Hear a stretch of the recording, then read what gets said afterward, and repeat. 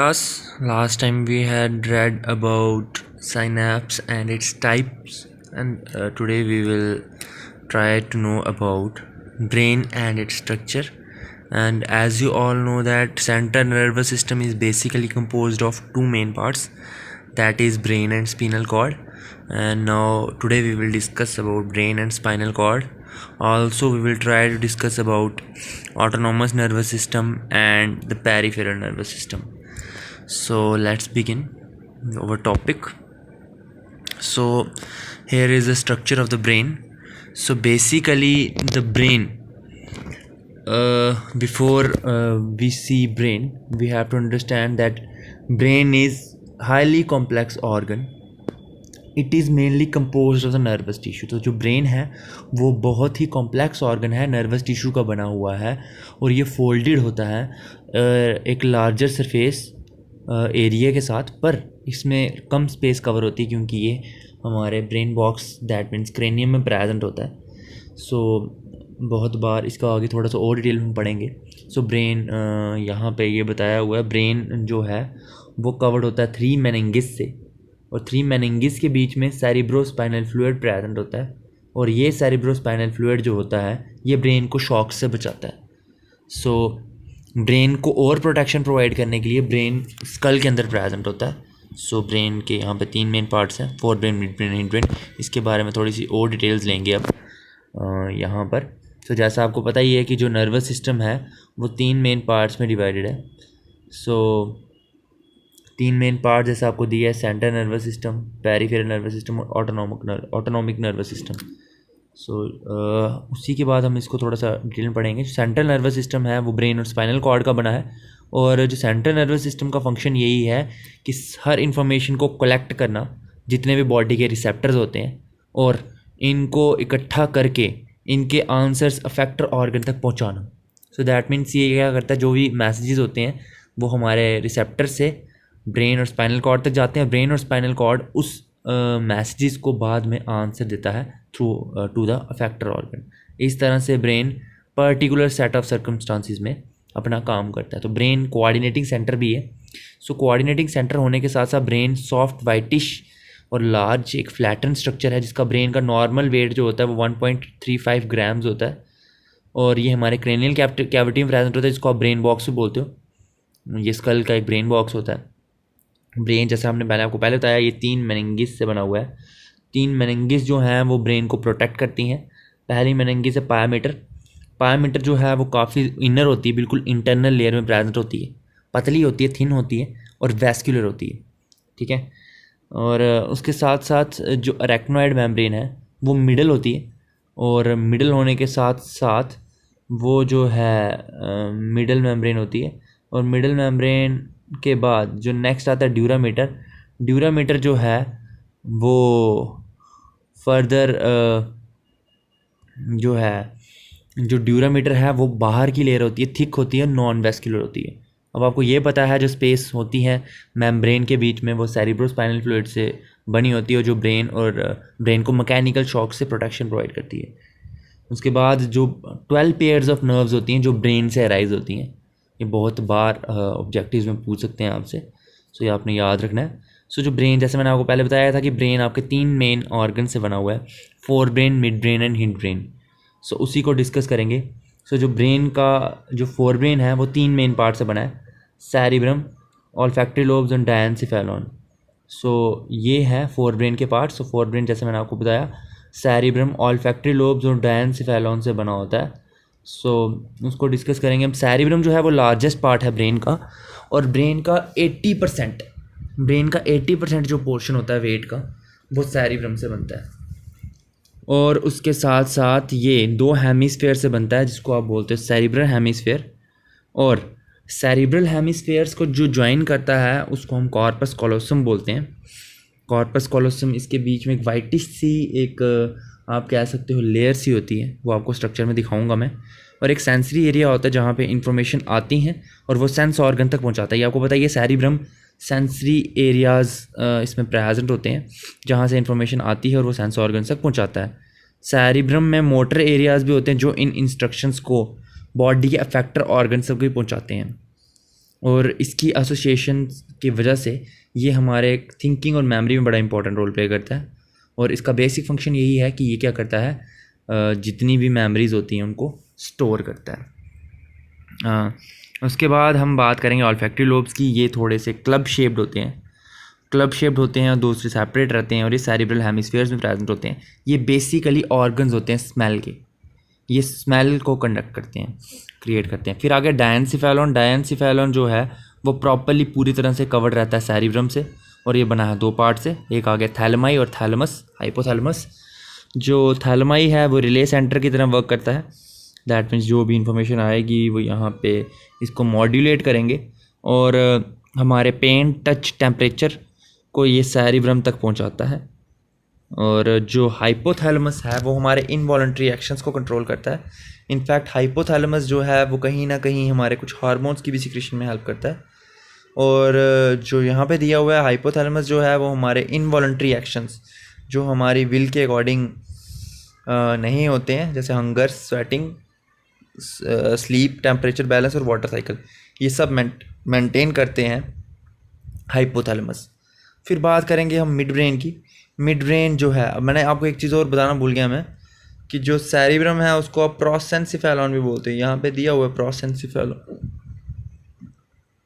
सो प्रोसेंसिफेलॉन के बाद mid brain की मैंने बात कर दी। मिड ब्रेन जो है वो हमारे रिफ्लेक्स एक्शंस को कंट्रोल करता है। जो आपको पता ही है रिफ्लेक्स एक्शन आप आगे पढ़ोगे, सडन एक्शंस होते हैं जो हेड, नेक और ट्रंक के, और ये रिस्पांस देता है विजुअल और ऑडिटरी स्टिमुलाई को। विजुअल आप जो देख के रिस्पांस देते हो और ऑडिटरी जो सुन के रिस्पांस देते हो, ये हमारे रिफ्लेक्स मूवमेंट्स को भी कंट्रोल करता है, जैसे आई मसल्स की और जो प्यूपिल का साइज़ जो बढ़ता है उसको भी ये कंट्रोल करता है। तो ये मिड ब्रेन का नाम है, मिड ब्रेन का फंक्शन है। सो आपको पता ही है कि जो फोर ब्रेन है उसका नाम प्रोसेंसिफेलॉन है, मिड ब्रेन का नाम मेसेंसिफेलॉन है। फिर हम बात करेंगे हिंड ब्रेन की। हाइंड ब्रेन जो है वो बना है पॉन्स वेरोलाई से, सेरिब्लम से और मेड्यूला ऑब्लोंगेटा से। सो पॉन्स बेसिकली कुछ और नहीं, सिर्फ एक थिक बैंड है नर्व फाइबर्स का जो हमारे सेरिब्लम और मेड्यूला ऑब्लोंगेटा को ज्वाइन करता है और हमारे कंट्रोल भी करता है वॉलंटरी एक्शंस को, और हमारी बॉडी का पॉस्चर भी बनाता है ये। जो पॉन्स है वो सिर्फ हमारे सेरिब्लम और मेड्यूला ऑब्लोंगेटा को ज्वाइन करता है, जो थिक बैंड के फॉर्म में होता है। फिर हम बात करेंगे सेरिब्लम की, जो हमारे वॉलंटरी एक्शंस, जो हमारी विल के अकॉर्डिंग होने वाले एक्शंस को कंट्रोल करता है, हमारे पॉस्चर को कंट्रोल करता है और हमारी बॉडी को इक्विलिब्रियम में रखता है। फिर आगे मेड्यूला ऑब्लोंगेटा बहुत ही ज़्यादा इंपॉर्टेंट रोल प्ले करता है हमारी बॉडी में। ये इनवॉलंटरी एक्शंस को कंट्रोल करता है, जैसे हमारे heart beat, breathing, coughing, sneezing, blood pressure, vomiting, salivation और स्वेलोइंग ऑफ फूड। तो ब्रीदिंग, कफिंग, स्नीजिंग आपको पता ही है, ब्लड प्रेशर पता है, वॉमिटिंग आपको पता है, उल्टी वगैरह। जो सैलिवेशन होती है, जो सलाइवा माउथ में से निकलता है, कितना निकलना चाहिए, और उसको कंट्रोल करता है। और स्वेलिंग ऑफ फूड, जो हम खाना स्वेलो करते हैं उसको भी ये कंट्रोल करता है। यहाँ पे आपकी एक पिक्चर है, इस पिक्चर को अगर आप ध्यान से देखो तो मैं थोड़ा सा आपको बता ही देता हूँ। यहाँ पे जो फोर ब्रेन है, यहाँ पे फोर ब्रेन दिया हुआ है आपको, और ये फोर ब्रेन दिखाया हुआ है सेरिब्रम से बना हुआ है और ऑल्फैक्टरी लोब से बना हुआ है। यहाँ पे आपको हाइपोथैलेमस दिख रहा है और ये पिट्यूटरी ग्लैंड है, और हाइपोथैलेमस देख रहे हो अब, ये पूरा ये डायनसिफेलॉन को बनाने में हेल्प करेगा। ये मिड ब्रेन आपको दिखाया यहाँ पे मिड ब्रेन के साथ हाइंड ब्रेन जो पॉन्स, सेरिब्लम, ये पॉन्स है आपका, ये आपका पॉन्स दिखाया हुआ है, ये सेरिब्लम है पूरा, और ये मेडुला ऑब्लोंगेटा यहाँ पर है, पिट्यूटरी आपको यहाँ पे दिखा दिया, और उसी के साथ आपको हाइपोथैलेमस भी दिखाया, और ये पूरा जो स्ट्रक्चर है ये आपका सेरिब्लम है। सो ये आप देख रहे हो, उसके साथ स्पाइनल कॉर्ड भी जुड़ी हुई है। इस स्ट्रक्चर को मैं आपको एक और डायग्राम में भी दिखाना चाहूँगा जो मैंने पहले शेयर की थी आपके साथ। ये जो बेसिक स्ट्रक्चर है इसको आप ध्यान से देखो, इसमें वो पार्ट्स में थोड़े से एक्सप्लेन करूँगा जो शायद आपने मतलब इस नोट्स में नहीं होंगे। सो अगर आप ध्यान से देखो, मैंने यहाँ पे हाइपोथैलेमस आपको बता दी, यहाँ पे ये हाइपोथैलेमस है, और पिट्यूटरी ग्लैंड भी आपको दिख रहा है यहाँ पे। पॉन्स ये देख रहे हो आप, थिक बैंड है, और ये हमारे सेरिब्लम को ज्वाइन कर रहा है और मेडुला ऑब्लोंगेटा को भी ज्वाइन कर रहा है। फिर यहाँ पे एक हिप्पोकैम्पस है, यहाँ पर ये लिखा भी है इसका नाम। हिप्पोकैम्पस बेसिकली क्या करता है, ये टेम्परेरी मेमोरी में हेल्प करता है, और मेमोरी का ही इसका बेसिक फंक्शन है। फिर पॉन्स आपको मैंने बता दिया है। फिर मैं बता रहा था ये कॉर्पस कॉलोसम। कॉर्पस कॉलोसम ये देख रहे हो आप, येलो कलर का स्ट्रक्चर है। ये कॉर्पस कॉलोसम जो है ये हमारे दो सेरिब्रल हेमिस्फीयर्स को ज्वाइन करता है। बेसिकली आपको पता होना चाहिए जो ब्रेन है हमारा वो दो हेमिस्फीयर से बना हुआ है, तो उनको ये ज्वाइन करने में हेल्प करता है। सो ये था ब्रेन का स्ट्रक्चर। जो पार्ट्स उसमें नहीं थे इसमें है, मैंने आपको वो एक्सप्लेन कर दिए। थैलेमस आप देख ही रहे हो यहाँ पे, थैलेमस भी ये है, ये रिले सेंटर की तरह फंक्शन करता है, ये आपको पता ही है। और हाइपोथैलेमस आपको पता है कि ये क्या फंक्शन परफॉर्म करता है। और सेरिब्रल कॉर्टेक्स तो आ गई ये वाली लेयर। सो अब हम आगे बात करते हैं, जो चीज़ें हमने उसमें डिस्कस नहीं की होंगी उसमें आगे करेंगे। सो ये है ओवरऑल ब्रेन का। तो ब्रेन का मैं एक और बार थोड़ा सा आपको मॉडिफाई करके बताता हूँ, थोड़ा सा रिवाइज करवाता हूँ। सो ब्रेन जो है वो बेसिकली है हमारा एक कोऑर्डिनेटिंग सेंटर, जो वाइटिश होता है, सॉफ्ट होता है, फ्लैटेंड होता है, और ऑलमोस्ट इसका वेट जो होता है 1.35 ग्राम्स होता है। बहुत सारी बुक्स में 1.5 ग्राम्स भी लिखा है, इतना ही अप्रॉक्सीमेट होता है, 1.25 ग्राम से 1.5 ग्राम्स। सॉरी, जो ब्रेन का जो पार्ट होता है 1.5 ग्राम नहीं है, ब्रेन जो है वो है 1.35 kg का होता है ब्रेन।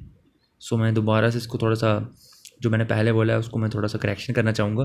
सो जो ब्रेन है वो 1.35 ग्राम्स का होता है, और 1.25 से 1.5 किलोग्राम्स का ब्रेन होता है।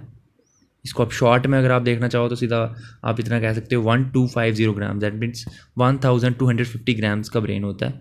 वहाँ से लेके 1500 ग्राम्स का ब्रेन हो सकता है। दैट मीन्स इसको अगर आप केजी में कन्वर्ट करना चाहो तो आप बता सकते हो 1.25 kg से लेके 1.5 kg तक का ब्रेन होता है। सो ब्रेन की मैंने आपको बता दी 3 मेम्ब्रेन्स होते हैं। मेनिंगिस आ गई, जिसको आप मेनिंगिस बोलते हो, और पहली जो है इनर होती है पायामीटर, मिडल होती है अरेक्नॉइड, थर्ड होती है ड्यूरामीटर, और ड्यूरामीटर के साथ साथ ये फिल्ड रहती है सेरिब्रोस्पाइनल फ्लूइड से, जो हमें मैकेनिकल शॉक से बचाती है। और आपको ये बताया था मैंने 12 पेयर्स ऑफ क्रेनियल नर्व्स यहाँ से अराइज होती हैं। और जो ब्रेन है वो 3 रीजन से बनता है, fore brain, mid brain and hide brain. So fore brain यहाँ पर ही मैं डिफाइन करके आपको बता रहा हूँ। फोर ब्रेन यहाँ पे स्ट्रक्चर बना भी है, यहाँ पे सेरिब्रम है, ऑल्फैक्टरी लोब्स होते हैं जो यहाँ पे दिख नहीं रहे हैं, डायनसिफेलॉन आपको यहाँ पे दिख रहा है, हाइपोथैलेमस और थैलेमाई। तो ये है फोर ब्रेन बना रहा है।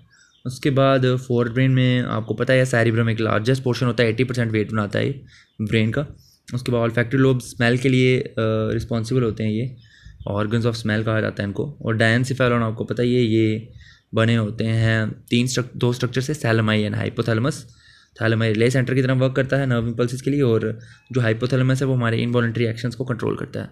फिर बात करेंगे मिड ब्रेन की, तो मिड ब्रेन का जो बेसिक फंक्शन है वो सिर्फ रिफ्लेक्स मूवमेंट्स को कंट्रोल करता है, हमारे विजुअल और ऑडिटरी स्टिमुलाई को कंट्रोल करता है, और उसके साथ साथ हमारे मूवमेंट को कंट्रोल करता है आई मसल्स की। फिर लास्ट में जो स्ट्रक्चर है वो आ गया हिंड ब्रेन। हिंड ब्रेन जो है वो पॉन्स वेरुलाई से बनता है, इसको पॉन्स वेरुलाई बोलते हो या पॉन्स बोला जाता है इसको, जो थिक बैंड होता है। अगर आप ध्यान से देखो तो ये पॉन्स यहाँ पर है, और ये पॉन्स जो है ये हमारे सेरिब्रम को भी ज्वाइन कर रहा है, और सेरिब्रम को ज्वाइन कर रहा है, और मेड्यूला ऑब्लोंगेटा को भी ज्वाइन कर रहा है, ये तीनों को ज्वाइन करता है यहाँ पे। और उसके बाद जब हम बात करेंगे सेरिब्रम की, तो ये पॉस्चर मेंटेन करता है हमारी बॉडी का, और वॉलंटरी एक्शंस को मेंटेन करता है, वॉलंटरी एक्शंस को मेंटेन करता है, जो हमारी विल के अकॉर्डिंग होते हैं। दैट मीन्स जो हम बैठते हैं, खड़े होते हैं, चलते हैं, इन सभी चीज़ों को जो वो है सेरिब्रम कंट्रोल करता है। और लास्ट में जब बात करेंगे मेडुला ऑब्लोंगेटा की, तो वो हमारे बॉडी के इनवॉलंटरी एक्शंस को कंट्रोल करता है, जैसे हार्ट बीट आ गई, ब्रीदिंग आ गई, कफिंग आ गई, स्नीजिंग आ गई, ब्लड प्रेशर आ गया, वॉमिटिंग आ गई, सेलिवेशन आ गई, इन सभी को ये कंट्रोल करता है। सो फिर हम फर्दर अब ब्रेन के बात करेंगे। ब्रेन के अगर फंक्शंस के बारे में बात करें तो ब्रेन का बेसिक फंक्शन क्या है कि वो सेंसरी ऑर्गन्स से इंफॉर्मेशन को गैदर करता है, इकट्ठा करता है। उसके साथ साथ जो ब्रेन है वो इम्पल्सिस को ट्रांसमिट करता है बाय सेंडिंग द मैसेजेस। वो मैसेजेस सेंड करके हमारे मसल्स को, ग्लैंड्स को फंक्शन करने में हेल्प करता है। ब्रेन हमारे जितने भी स्टिमुलाई होते हैं उनको सेंस ऑर्गन तक लेने के बाद उनका रिस्पॉन्स भी प्रोड्यूस करता है, और रिस्पॉन्स इंटेलिजेंट होता है। और ब्रेन हमारे बॉडी की जितनी भी एक्टिविटीज़ होती हैं उनको कोऑर्डिनेट करता है। तो जब आपको पता ही है, जब कहा जाता है कि ब्रेन डेड है, दैट मीन्स उस टाइम पे बॉडी की फंक्शनिंग जो है वो वैसी फंक्शनिंग नहीं हो रही होती है जैसी होनी चाहिए। उसके बाद हम बात करेंगे अब डेक्स जो है वो ब्रेन क्या करता है, इन्फॉर्मेशन को स्टोर करता है और हमारी थॉट और इंटेलिजेंस को कंट्रोल करता है। दैट मीन्स हमारी बॉडी में जो भी हम सोचते हैं उनको कंट्रोल करता है ये। जितने भी हम काम खुद की विल से करते हैं, ध्यान से करते हैं, समझ के करते हैं, वो सब ब्रेन करता है। ये आपको पहले का पता ही है। सो ब्रेन इन्फॉर्मेशन को कैरी करता है, मीन्स आपको लग जाती है अगर बाई चांस हल्की सी, तो वो ब्रेन ही उसकी इन्फॉर्मेशन कैरी करता है। उसमें से इम्पल्सिस जो होती हैं उनको कैरी करने के बाद उनका रिस्पॉन्स क्रिएट करता है, जो काफ़ी इंटेलिजेंट रिस्पॉन्स होता है। So that's all for your topic. Next time हम पढ़ेंगे peripheral nervous system, autonomic nervous system, और ऑटोनॉमिक नर्वस सिस्टम के साथ हो सका तो हम थोड़ा सा रिफ्लेक्स एक्शन के बारे में पढ़ेंगे। सो I hope you all have understood what I have taught you today. So thanks and have a nice day.